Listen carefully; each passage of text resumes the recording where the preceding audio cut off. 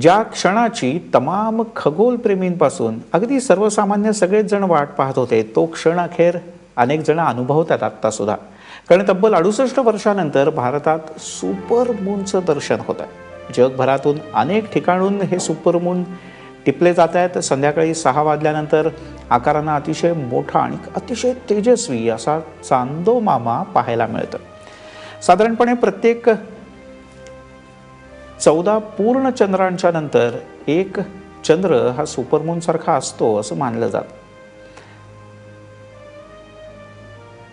2016च्या शेवटाला मात्र भारतातून असे 3 चंद्र दिसणार होते आणि त्यातील पहिला सुपरमून 16 ऑक्टोबरला दिसला. दुसरा सुपरमून पाहण्याची संधी सगळेच जण अनुभवतात, तर तिसरा सुपरमून 14 डिसेंबरला दिसणार आहे.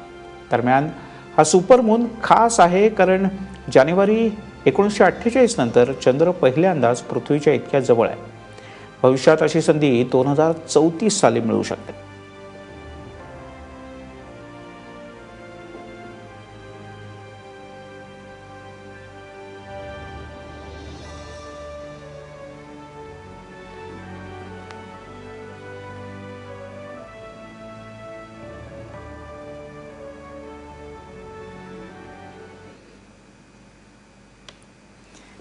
त्या चंद्राची शीतलता अशी जी काही म्हणतात ना, ती सहज आत्ता इथे बघितलं ना तरी अनुभवता येते.